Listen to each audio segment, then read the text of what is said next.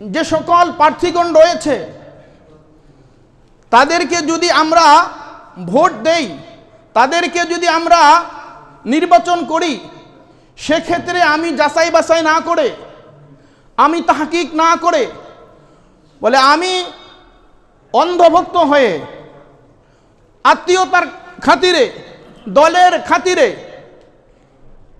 সামাজিকতার কারণে যদি আমরা কাউকে নির্বাচন করি, তাহলে এই আয়াতের তাফসীরের মধ্যে আসছে তোমার এই শাহাদা, তোমার এই সাক্ষ্য, তোমার এই সুপারিশ দ্বারা যদি ওই ব্যক্তি সে যদি ভালো কাজ করে আর বিজয় লাভ করে তাহলে তো তার সওয়াব পাবে। আর তুমি যাকে সুপারিশ করে সাক্ষ্য দিয়ে আমানত দিয়ে তুমি দিয়ে দিলা, কিন্তু সে ন্যায়ের পথে নাই, অন্যায়ের পথে আছে, ন্যায়ের পথে নাই, অন্যায়ের পথে আছে, সে যদি বিজয় হয় অথবা বিজয় না হয়, সে যদি পাশ করে অথবা ফেল করে, সে যদি ক্ষমতায় আসে অথবা ক্ষমতায় না আসে, কিন্তু অযোগ্য ব্যক্তিকে এই তোমার শাহাদা, তোমার সাক্ষী, তোমার এই সুপারিশ, তোমার এই আমানত তার সিলের উপরে বা তাকে দেওয়ার কারণে তুমিও সেক্ষেত্রে গুনাহগার হবে। আল্লাহ তাআলা বলতেছেন তাআওয়ানু আলাল বিররি ওয়াত তাকওয়া ওয়া লা তাআওয়ানু আলাল ইসমি ওয়াল উদওয়ান, তোমরা ভালো কাজে একে অপরকে সাহায্য সহযোগিতা করো। ওয়া লা তাআওয়ানু আলাল ইসমি ওয়াল উদওয়ান, আর খারাপ কাজে একে অপরকে সাহায্য সহযোগিতা করো না, এটা গুনাহ। এটা কি? গুনাহ। এখন আপনি অন্ধভক্ত হয়ে, দলের ভক্ত হয়ে, সমাজের ভক্ত হয়ে, আত্মীয়তার খাতিরে, মানবতার খাতিরে, বন্ধু বান্ধবের খাতিরে আপনি যেই ব্যক্তিকে এই সুপারিশ দিলেন, যাকে সাক্ষ্য দিলেন, আপনার আমানত যাকে আপনি দিলেন, সে যদি নির্বাচিত নাও হয়, যদি আপনি জানেন সে ফাসিক ফুজ্জার, সে প্রকাশ্যে গুনাহে কবিরা, তার দ্বারা বিভিন্ন গুনাহ জুলুম অত্যাচার হচ্ছে, তাহলে এমন ব্যক্তিকে যদি আপনি এই সাক্ষ্যটা দেন, সুপারিশ করেন, চাই সে আসুক চাই সে না আসুক, কিন্তু আপনি গুনাহগার বলে আপনি বিবেচিত হবেন। বড় কঠিন।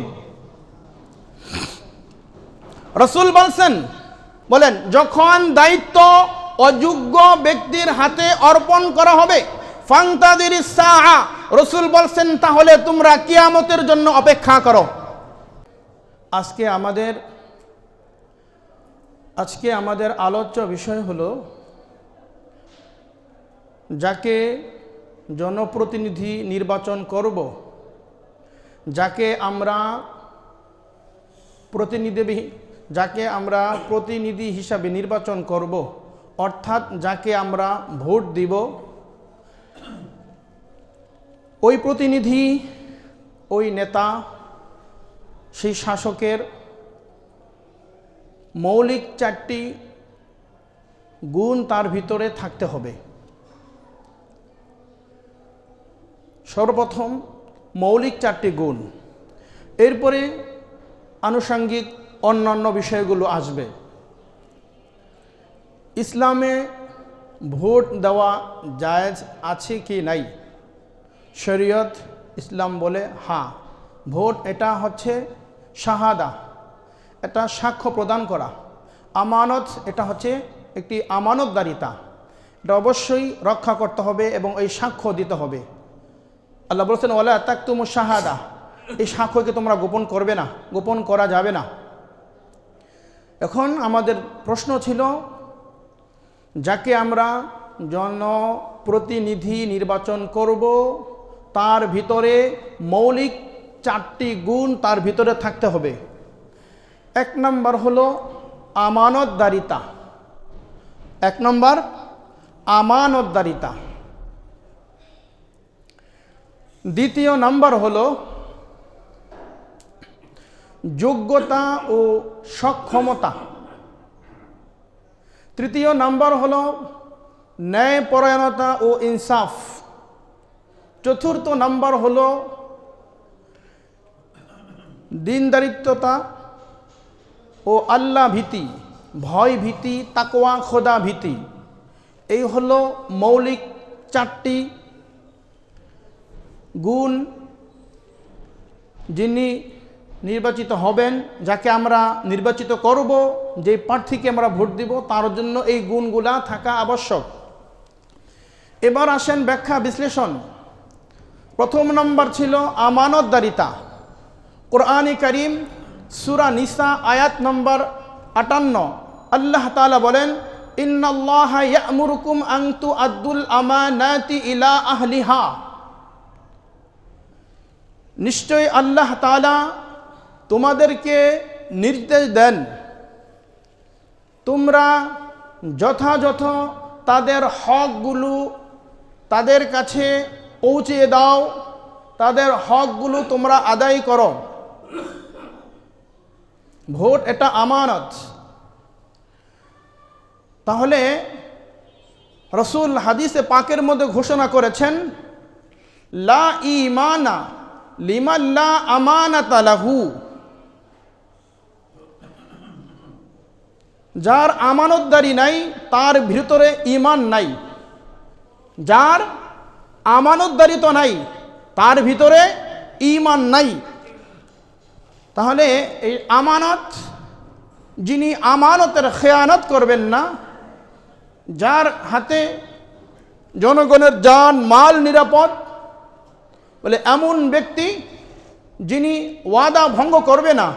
রাসূল বলছেন, যার ওয়াদা ঠিক নাই তার দিনদারিত্ব নাই। এজন্য অনেকগুলো বিষয়। এজন্য প্রথম শর্ত হলো দেখতে হবে এই লোকটা আমানতদার কিনা, আমানত রক্ষা করতে পারবে কিনা।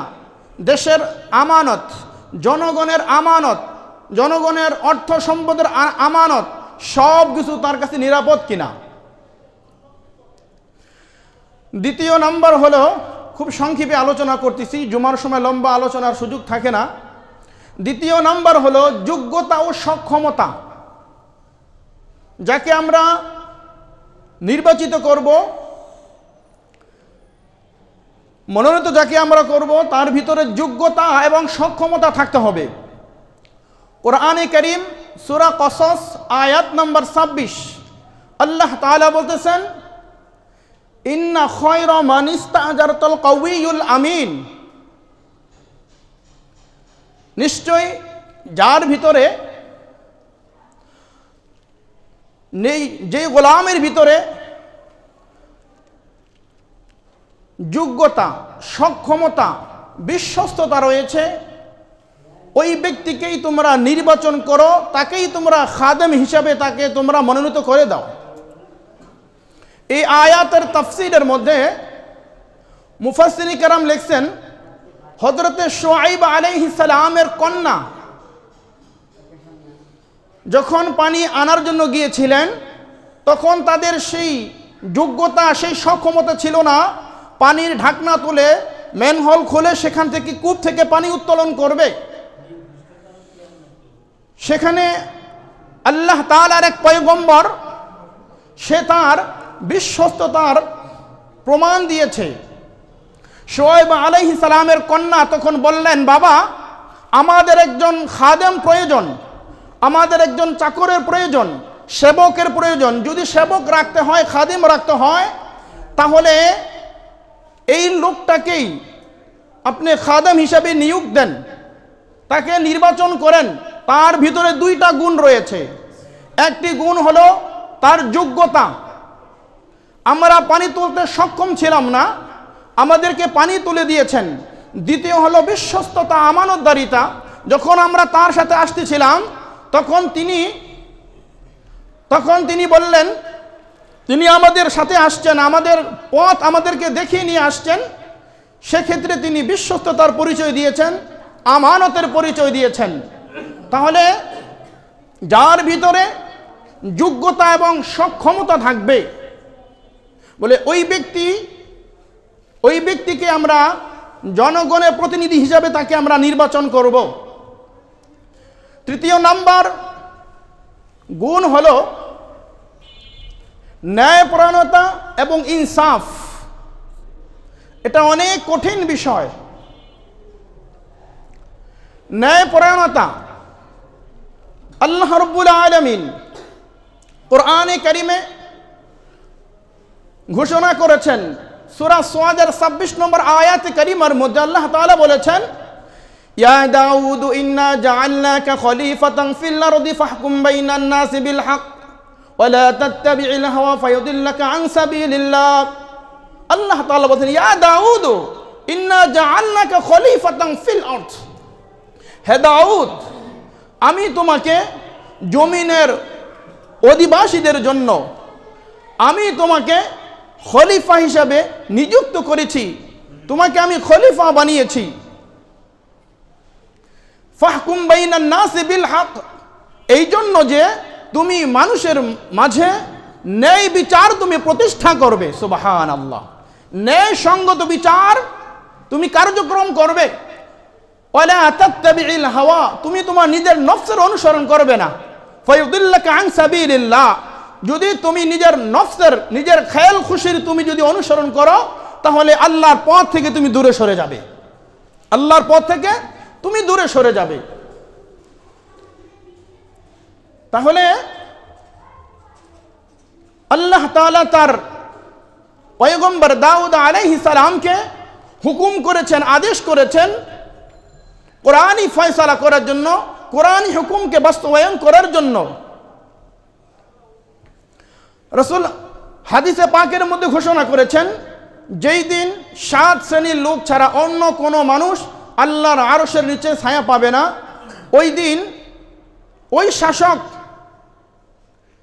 যে ন্যায় ইনসাফ প্রতিষ্ঠা করেছে, রাসূল হাদিসের ঘোষণা হলো ইমামুন আদিলুন, ওই ন্যায় বিচারক শাসক যে ন্যায় বিচার প্রতিষ্ঠা করেছে, এমন ব্যক্তিকে তোমরা খলিফা নির্বাচন করো। খলিফার 4 নম্বর গুণ হবে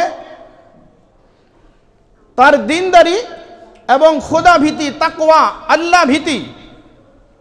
কুরআনে কারীমে আল্লাহ তাআলা বলতেছেন, ইন্না আকরামাকুম ইনদাল্লাহি আতকাকুম, তোমাদের মধ্যে সবচেয়ে মর্যাদাপূর্ণ সম্মানজনক ওই ব্যক্তি যার ভিতরে সবচাইতে বেশি তাকওয়া, খোদা ভীতি, পরহেজগারি আছে। সুবহানাল্লাহ, ইন্না আকরামাকুম, তোমাদের মধ্যে সম্মানিত হলো তারা, সম্মানিত হলো সে ইনদাল্লাহি আতকাকুম, যে আল্লাহ তাআলার কাছে অতি তাকওয়াবান। সুবহানাল্লাহ। তাহলে আমরা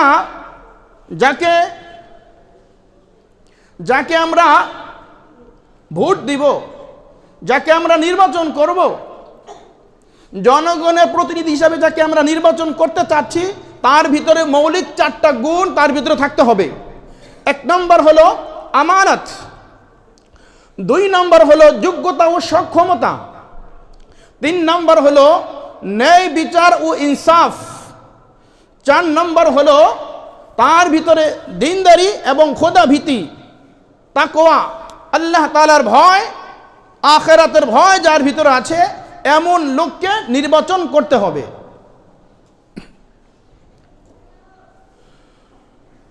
কুরআনে কারীমের এবং রাসূলের হাদিসে নববীর মধ্যে স্পষ্ট পাওয়া যায়,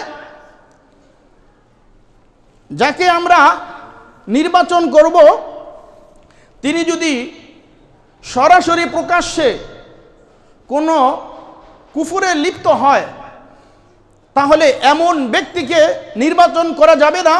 এমন ব্যক্তিকে আপনার এই শাহাদা, এই সাক্ষ্য দিয়ে, তাকে এই আমানতদারি দিয়ে তাকে নির্বাচন করানো, তাকে জয়যুক্ত করা, এটা যাবে না, স্পষ্ট হারাম। যদি যারাই প্রার্থী হয়েছেন তাদের মধ্যে যদি এমন স্পষ্ট তারা সরাসরি একেবারে প্রকাশ্যে যদি কোনো গুনাহের দিকে, কোনো কুফুরের দিকে যদি আপনাদেরকে আহ্বান করে লিপ্ত করতে চায়, তাহলে তাকে বর্জন করা এটা আমাদের দায়িত্ব এবং কর্তব্য, এবং তাকে সাক্ষ্য দিয়ে, তাকে ভোট দিয়ে, এই আমানত দিয়ে যদি তাকে করেন তাহলে আল্লাহ তাআলার কাছে আপনাকে জবাব দিতে হবে। বুখারী শরীফের হাদিস, রাসূল স্পষ্ট বলেছেন, কুল্লুকুম রাইন ওয়া কুল্লুকুম মাসউলুন আন রাইয়াতিহি, প্রত্যেকটা ব্যক্তি দায়িত্বশীল, কুল্লুকুম রাঈন, প্রত্যেকটা ব্যক্তি রাখাল, রাখাল মানে দায়িত্বশীল। ও কুল্লুকুম মাসউলুন আন রাইয়াতিহি, এবং প্রত্যেকটা ব্যক্তিকেই তার দায়িত্ব সম্পর্কে জিজ্ঞাসা করা হবে। এখন আমি আমার মূল্যবান একটি আমানত, এই আমানত আমি কাকে দিচ্ছি সেই বিষয়ে অবশ্যই সেটা খেয়াল রাখতে হবে, বিবেচনা করতে হবে। কোরআনে কারিমে আল্লাহ রাব্বুল আলামিন স্পষ্ট ঘোষণা করেছেন, মাইয়াশফা শাফাআতান হাসানাতান ইয়াকুল লাহু নাসীবুম মিনহা, যদি তুমি কারো ব্যাপারে কোনো সুপারিশ করো, ভোট এটা সাক্ষী, এটা সুপারিশ, যদি তুমি এমন কোনো সৎ লোকের ব্যাপারে সাক্ষ্য দাও, যদি তার ব্যাপারে সুপারিশ করো, আর যদি তোমার এই শাহাদা, সাক্ষ্য এবং সুপারিশের মাধ্যমে সে যদি নির্বাচিত হয়, সে যদি বিজয় হয়, সে যত ভালো কাজ করবে তার একটা অংশ তোমার আমলনামায় আল্লাহ তাআলা দিবেন। ওয়ামান ইয়াশফা শাফাআতান সাইয়্যাতান ইয়াকুল লাহু নাসীবুম মিনহা, আর তুমি যদি তোমার এই শাহাদা, সাক্ষ্য, তোমার এই আমানত, তোমার এই সুপারিশ যদি এমন কোন ব্যক্তির দিকে তুমি সেই সাক্ষ্য দাও, সেই আমানত দাও, সেই সুপারিশ করো, যেই সুপারিশের কারণে সে বিজয় হয়েছে, এরপরে সে ক্ষমতায় বসে জুলুম, অত্যাচার, যত ধরনের গুনাহ সব কিছুতে জড়িয়ে গেছে, তাহলে আল্লাহর কোরআনের বিধান হলো, তাহলে ওই গুনার বুঝার একটি অংশ আল্লাহ তাআলা তোমার কাঁধে ঝুলিয়ে দিবেন। বিষয়টা কি সহজ না কঠিন? জবান খুলে বলেন, বিষয়টা সহজ না কঠিন? স্পষ্ট মুফাসসিরিনে কেরামের এই আয়াতের তাফসীর হলো এমন, যদি যে সকল প্রার্থীগণ রয়েছে তাদেরকে যদি আমরা ভোট দেই, তাদেরকে যদি আমরা নির্বাচন করি, সেক্ষেত্রে আমি যাচাই বাছাই না করে, আমি তাহকিক না করে, বলে আমি অন্ধভক্ত হয়ে আত্মীয়তার খাতিরে, দলের খাতিরে, সামাজিকতার কারণে যদি আমরা কাউকে নির্বাচন করি, তাহলে এই আয়াতের তাফসীরের মধ্যে আসছে, তোমার এই শাহাদা, তোমার এই সাক্ষ্য, তোমার এই সুপারিশ দ্বারা যদি ওই ব্যক্তি সে যদি ভালো কাজ করে আর বিজয় লাভ করে, তাহলে তো তার সওয়াব পাবে। আর তুমি যাকে সুপারিশ করে, সাক্ষ্য দিয়ে, আমানত দিয়ে তুমি দিয়ে দিলা, কিন্তু সে ন্যায়ের পথে নাই, অন্যায়ের পথে আছে, ন্যায়ের পথে নাই, অন্যায়ের পথে আছে, সে যদি বিজয় হয় অথবা বিজয় না হয়, সে যদি পাশ করে অথবা ফেল করে, সে যদি ক্ষমতায় আসে অথবা ক্ষমতায় না আসে, কিন্তু অযোগ্য ব্যক্তিকে এই তোমার শাহাদা, তোমার সাক্ষী, তোমার এই সুপারিশ, তোমার এই আমানত তার সিলের উপরে বা তাকে দেওয়ার কারণে তুমিও সেক্ষেত্রে গুনাহগার হবে। আল্লাহ তাআলা বলতেছেন, তাআওয়ানু আলাল বিররি ওয়াত তাকওয়া ওয়া লা তাআওয়ানু আলাল ইসমি ওয়াল উদওয়ান, তোমরা ভালো কাজে একে অপরকে সাহায্য সহযোগিতা করো। ওয়া লা তাআওয়ানু আলাল ইসমি ওয়াল উদওয়ান, আর খারাপ কাজে একে অপরকে সাহায্য সহযোগিতা করো না, এটা গুনাহ। এটা কি? গুনাহ। এখন আপনি অন্ধভক্ত হয়ে, দলের ভক্ত হয়ে, সমাজের ভক্ত হয়ে, আত্মীয়তার খাতিরে, মানবতার খাতিরে, বন্ধু বান্ধবের খাতিরে আপনি যেই ব্যক্তিকে এই সুপারিশ দিলেন, যাকে সাক্ষ্য দিলেন, আপনার আমানত যাকে আপনি দিলেন, সে যদি নির্বাচিত নাও হয়, যদি আপনি জানেন সে ফাসিক ফুজ্জার, সে প্রকাশ্যে গুনাহে কবিরা, তার দ্বারা বিভিন্ন গুনাহ, জুলুম, অত্যাচার হচ্ছে, তাহলে এমন ব্যক্তিকে যদি আপনি এই সাক্ষ্যটা দেন, সুপারিশ করেন, চাই সে আসুক চাই সে না আসুক, কিন্তু আপনি গুনাহগার বলে আপনি বিবেচিত হবেন। বড় কঠিন। রাসূল বলছেন, ইযা উসিদাল আমরু ইলা গায়রি লিআহলিহি, ইদা উসতিদাল আমরু ইলা গায়রি আহলিহি, যখন দায়িত্ব অযোগ্য ব্যক্তির হাতে অর্পণ করা হবে। বলেন, যখন দায়িত্ব অযোগ্য ব্যক্তির হাতে অর্পণ করা হবে, ফান্তাদিরিস সাআ, রাসূল বলছেন তাহলে তোমরা কিয়ামতের জন্য অপেক্ষা করো। রাসূলের বুখারী শরীফের স্পষ্ট হাদিস, যদি তোমরা অযোগ্য ব্যক্তির হাতে দায়িত্ব অর্পণ করো তাহলে কিয়ামতের অপেক্ষা করো। রাসূল অন্য হাদিসে বলছেন, ইযা দুইয়াতিল আমানাতু ফান্তাদিরিস সাআ, যদি তোমরা আমানত নষ্টকারী, আমানত ভঙ্গকারীর কাছে যদি তোমরা কি করো, তাদেরকে সাহায্য সহযোগিতা করো, তাহলে তোমরা কিয়ামতের প্রতীক্ষায় থাকো, তোমরাও কিয়ামতের একেবারে নিকটবর্তী কাছাকাছি অপেক্ষায় থাকো। এজন্য রাসূল বলছেন হাদিসের মধ্যে, ইয়া আব্দুর রহমান ইবনে সামুরা লা তাসআলিল ইমারা, হে আব্দুর রহমান ইবনে সামুরা, যদি তুমি ক্ষমতা চাও তাহলে তোমাকে ক্ষমতা দিয়ে দেওয়া হবে। স্পষ্ট বুখারী শরীফের হাদিসের বর্ণনা। রাসূল বলছেন, হে আব্দুর রহমান ইবনে সামুরা, লা তাসআলিল ইমারা, তোমরা ক্ষমতা চেয়েও না, তুমি ক্ষমতা চেয়েও না, যদি ক্ষমতা চাও তাহলে তোমাকে ক্ষমতা দিয়ে দেওয়া হবে। ওই ক্ষমতার মধ্যে বলে আল্লাহ তাআলার কোনো সাহায্য সেখানে থাকবে না, কোনো সহযোগী তোমার জন্য থাকবে না। আর যদি মানুষ তোমাকে ভালোবেসে, মানুষ তোমাকে, জনগণ যদি তোমাকে নির্বাচন করে, জনপ্রতিনিধি হিসাবে তোমাকে নির্বাচন করে, তাহলে সেক্ষেত্রে আল্লাহ তাআলার পক্ষ থেকে তোমার প্রতি রহমত বরকত আল্লাহ তাআলা নাজিল করবে, তোমাকে আল্লাহ সাহায্য করবেন। এবার আসেন, হাদিসটা মনে রাখেন, রাসূল বলছেন লা তাসআলিল ইমারা, তোমরা ক্ষমতা চেয়েও না। ইউসুফ আলাইহিস সালাম যখন জেলখানায় ছিলেন, তখন তিনি বলছেন, ইজআলনি আলা খাযাইনিল আরদ ইন্নী হাফিজুন আলিম, ইজআলনি, আমাকে বানাও, আলা খাযাইনিল আরদ, এই জমিনের জন্য, এই জমিনের অধিবাসীদের জন্য, তোমাদের জন্য আমাকে কোষাগার বানাও, কেশিয়ার বানাও। এখানে ইউসুফ আলাইহিস সালাম দায়িত্ব চাইলেন কেন? তাহলে কোরআন, ভাই আমার কথাগুলো মনোযোগ দিয়ে শুনে, এদিকে আমরা পিছনে কথা না বলি, অত্যন্ত গুরুত্বপূর্ণ আলোচনা চলে, হয়তো আপনাদের কথার কারণে আমার আলোচনা হারিয়ে যাবে। এখন প্রশ্ন হলো, বুখারী শরীফের মধ্যে আসছে রাসূল বলছেন ক্ষমতা চেয়েও না, আর কোরআনের কারীমের আয়াত স্পষ্ট দলিল, ইজআলনি আলা খাযাইনিল আরদ, ইউসুফ আলাইহিস সালাম বলছে আমাকে কেশিয়ার বানাও, কোষাধ্যক্ষ বানাও, ইন্নী হাফিজুন আলিম, নিশ্চয় আমি একজন বিশ্বস্ত লোক। এখানে কেন তিনি চাইলেন? রাসূল বলছেন অযোগ্য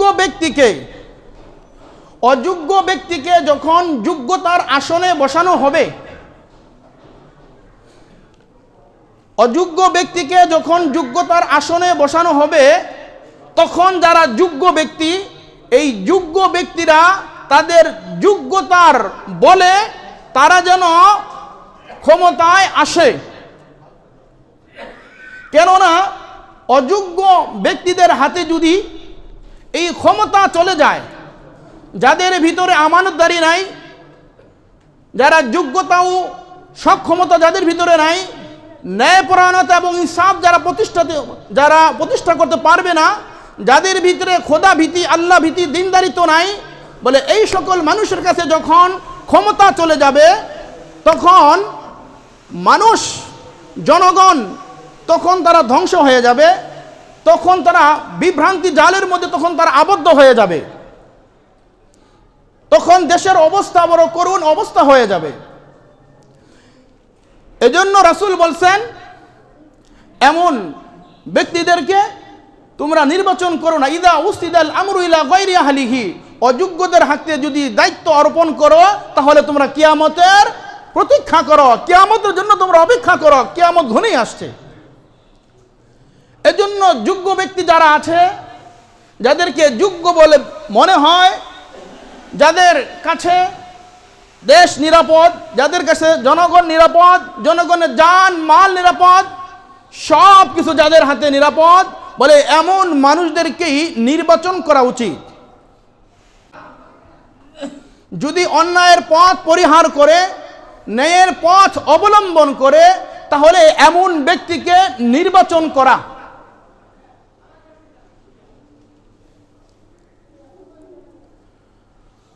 আল্লাহ রাব্বুল আলামিন যুলকারনাইন বাদশাহ, এই যুলকারনাইনকে কোরআনে কারিমের আয়াত দ্বারা প্রমাণিত, আয়াতের দিকে যাচ্ছি না, শুধু তর্জমাটা শোনাইতেছি। এই পৃথিবীর পশ্চিম প্রান্তে যুলকারনাইন বাদশাহ একটি সফর করেছিলেন।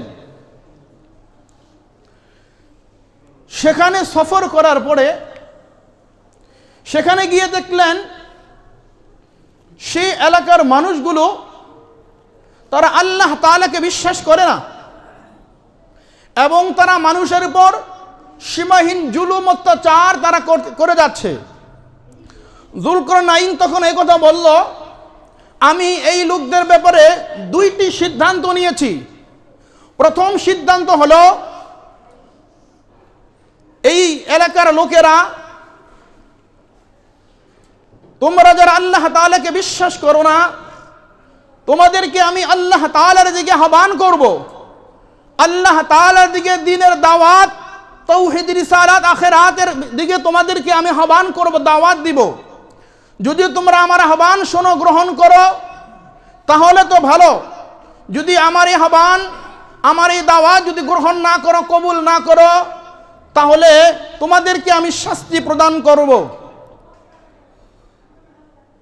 পৃথিবীর পশ্চিম প্রান্তে একটি সফরের মধ্যে যুলকারনাইন যখন এই দৃশ্য দেখলেন, তারা আল্লাহকে বিশ্বাস করে না, স্পষ্ট ভাষায় বলে দিয়েছে, আল্লাহর কোরআনের আইন আমার কাছে সবচেয়ে বড়। আল্লাহকে বিশ্বাস করা, রাসূলকে বিশ্বাস করা। বলে আল্লাহকে যদি বিশ্বাস না করো, তাহলে তোমাদেরকে শাস্তি প্রদান করব। আর যদি আল্লাহ তাআলার উপর ঈমান আনো, যদি ভালো কাজ করো, তাহলে তোমাদের জন্য পুরস্কার রয়েছে, তোমাদেরকে পুরস্কারে পুরস্কৃত করব।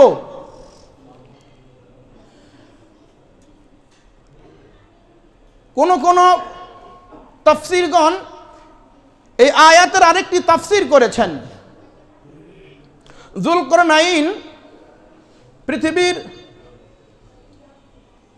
উত্তর প্রদেশের দিকে একটি সফর করেছিলেন।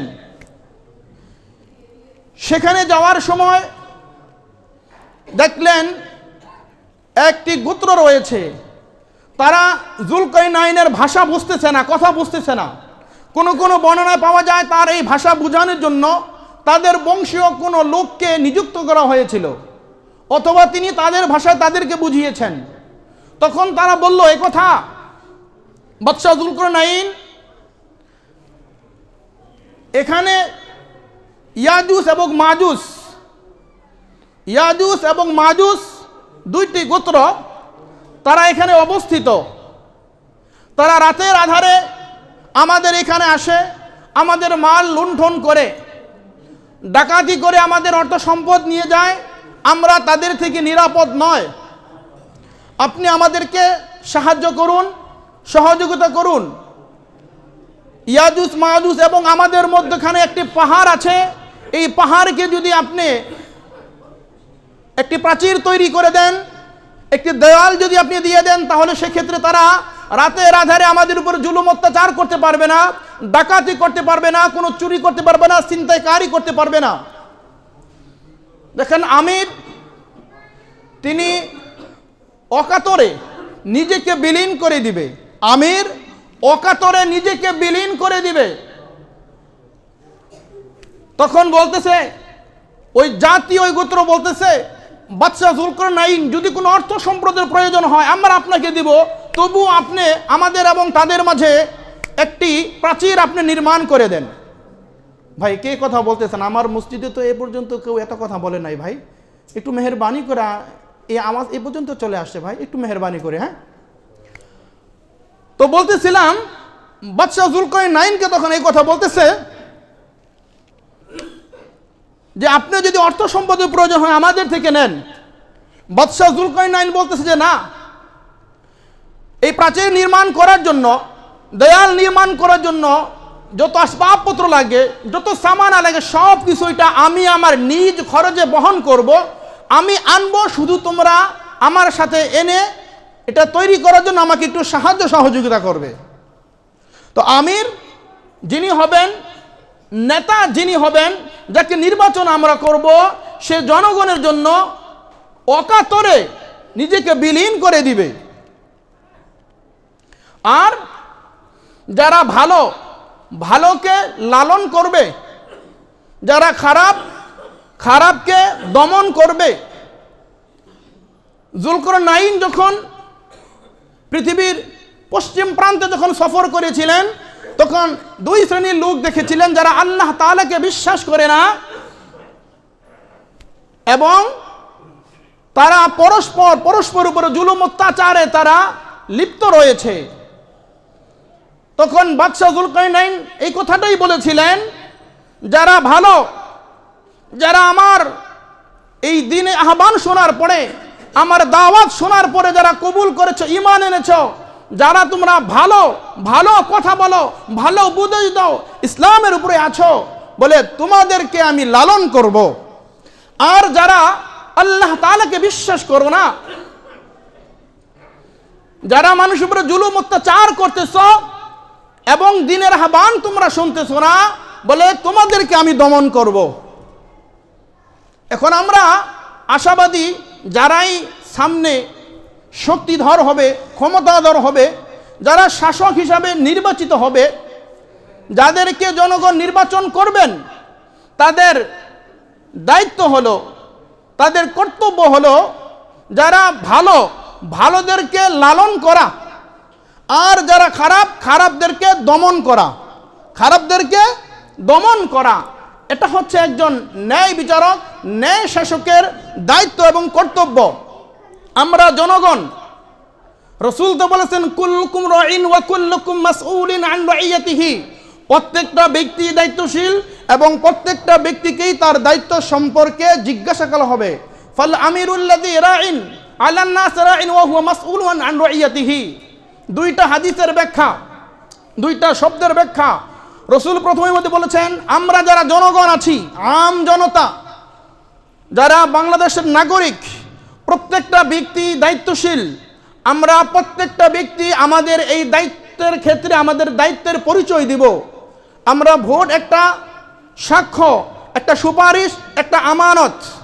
এই আমানত দিয়ে আমরা যাকে জনগণের প্রতিনিধি হিসাবে নির্বাচন করব, যাকে আমরা প্রতিনিধি হিসাবে যাকে আমরা নির্বাচন করতে চাচ্ছি, যাকে আমরা করব, আমাদের আমানত, আমাদের দায়িত্ব, আমাদের কর্তব্য, আমাদের সুপারিশ শাহাদা হলো ওই ব্যক্তিকে নির্বাচন করা, ওই ব্যক্তিকে ক্ষমতায় আনার পরে সে কি আমাদেরকে ভুলে যাবে? তার কাজ কি? ফাল আমিরুল্লাযী রাইন আলান নাসি। রাসূল বলছেন যে ওই আমিরের কাজ হলো, ওই আমিরের আমানত হলো, জনগণ যেভাবে ভালোবেসে তোমাকে নির্বাচন করেছে, তোমাকে ক্ষমতায় এনেছে, শাসক হিসাবে নিযুক্ত করেছে, এখন ওই নেতার, ওই আমিরের উচিত এই জনগণের যেই অধিকার আছে, এই জনগণের অধিকার রক্ষা করা। এটা ওই নেতার ক্ষেত্রে তার জন্য আমানত।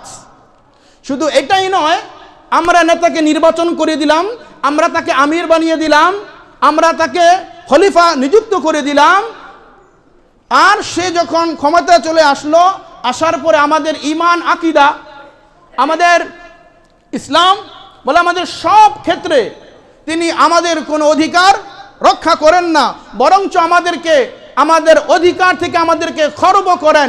এটা যদি কোনো নেতাজি, এটা যদি কোনো আমির, এটা যদি কেউ করে, তাহলে সেও আমানতের খেয়ানত করবে।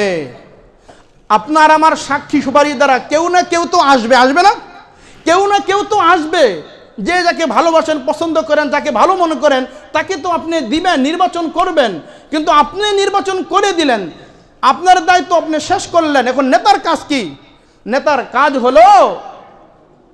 কাজ হলো তার আমানত হলো এই জনগণের যে অধিকার, সেই অধিকার রক্ষা করা। এটা হচ্ছে তার দায়িত্ব এবং কর্তব্য। যদি এইটা সে আদায় না করে, তাহলে এই জন্য সে আল্লাহ তাআলার কাছে সে জবাবদিহি দিবে, তাকে দিতে হবে। এখন প্রশ্ন হলো, যিনি নির্বাচিত হবেন তিনি কোনো ঘুষ খেতে পারবেন না, বলেন না?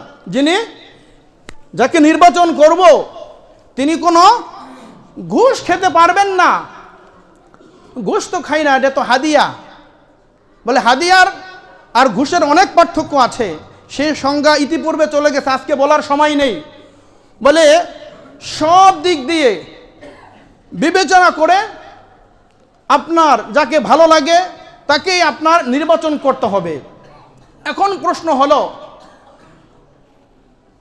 রাসূল বলছেন, হাদিসের ছোট্ট একটা শব্দ, রাসূল বলছেন, যদি তোমরা দেখো তোমাদের যে সকল প্রার্থী রয়েছে, যাদেরকে তোমরা নির্বাচন করবে, এরা সবাই একই ক্যাটাগরি, একই সমান। যাকে আমি নির্বাচন করব সকলের ক্ষেত্রে মোটামুটি সকলেই দেখা যাচ্ছে আমানতদারির ক্ষেত্রে, যোগ্যতা এবং সক্ষমতার ক্ষেত্রে, ন্যায় ইনসাফ প্রতিষ্ঠা করার ক্ষেত্রে, খোদাভীতি, দিনদারিতা তার ভিতরে এমন রয়েছে যে যার দ্বারা ইসলামের অনেক ক্ষতি হয়ে যাবে, দ্বীনের অনেক ক্ষতি হয়ে যাবে। তাহলে এই ক্ষেত্রে মাসআলা হলো, আমি মাসআলা বলতেছি, মানা না মানা এটা তো আপনাদের যার যার ব্যক্তিগত ব্যাপার। ভোট, সাক্ষী, আমানত, সুপারিশ। রাসূল বলছেন, তখন তোমরা দেখবা যেই লোকের দ্বারা, যেই নেতার দ্বারা, যেই লোকের দ্বারা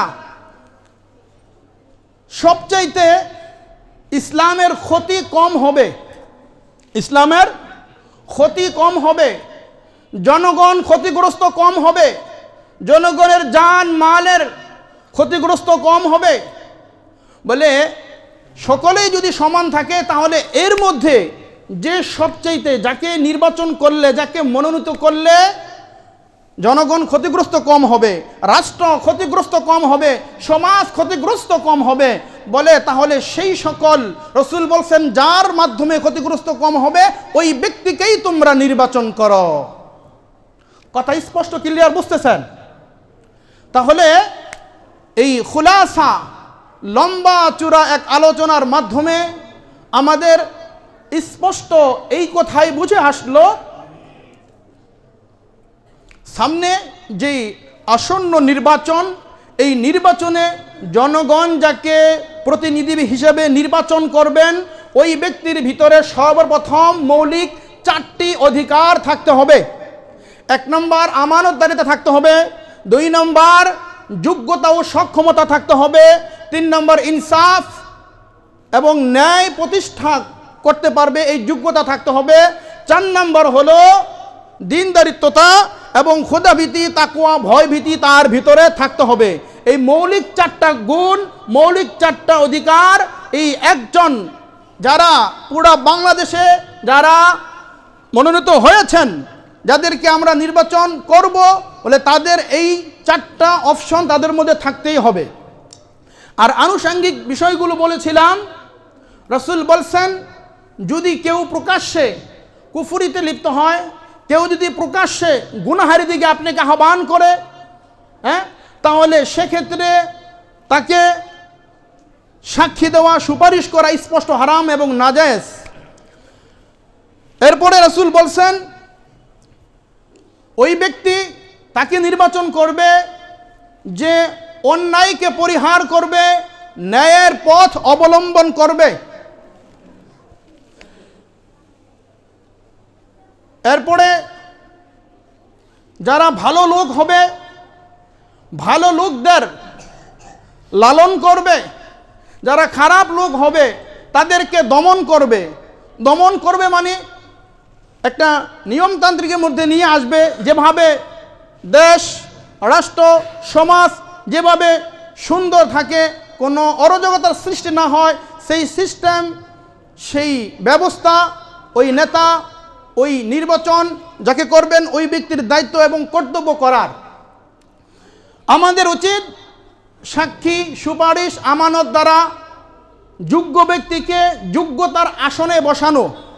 যদি যোগ্য ব্যক্তিকে যোগ্যতার আসনে না বসাইতে পারি, তাহলে রাসূল বলছেন ইদা উস্তিদাল আমরু ইলা গায়রি লিআহলিহি, তাহলে অযোগ্য ব্যক্তিকে তার হাতে দায়িত্ব অর্পণ করলে কিয়ামতের অপেক্ষা করো।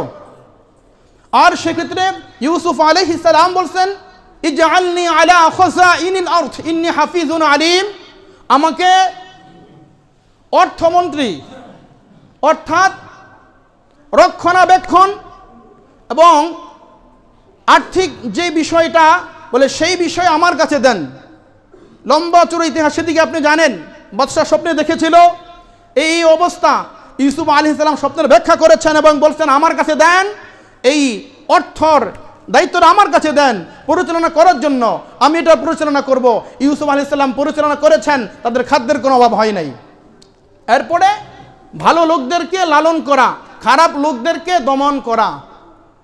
এখন প্রশ্ন হলো, হযরত উলামায়ে কেরাম তো এই যুগের সর্বকালের সর্বযুগের সর্বশ্রেষ্ঠ সন্তান হযরত উলামায়ে কেরাম। আল্লাহর কোরআন বলেছেন ইন্নামা ইয়াখশাল্লাহা মিন ইবাদিহিল উলামা, উলামায়ে কেরাম একমাত্র আল্লাহ তাআলাকে জেনে শুনে বুঝে আল্লাহ তাআলাকে ভয় করে। সুবহানাল্লাহ। ইন্নামা ইয়াখশাল্লাহা মিন ইবাদিহিল উলামা, উলামায়ে কেরাম একমাত্র আল্লাহ তাআলাকে সবচেয়ে বেশি ভয় করে। রাসূল বলেন ইন্নাল উলামা ওয়ারাসাতুল আম্বিয়া, রাসূল বলেন উলামায়ে কেরাম হলো নবীর ওয়ারিস। তাহলে উলামায়ে কেরাম যে জাতির শ্রেষ্ঠ সন্তান, এই বিষয়ে আর কোনো সন্দেহ আছে? রাসূল বলেন খায়রুকুম মান তাআল্লামা কুরআনা ওয়া আল্লামা, তোমাদের মধ্যে তারা উত্তম যে কোরআন শিখে এবং অপরকে শিক্ষা দেয়। সুবহানাল্লাহ। কুনু মা'আস সাদিকিন, হে ঈমানদারগণ তোমরা সালিহিনদের সাথে থাকো।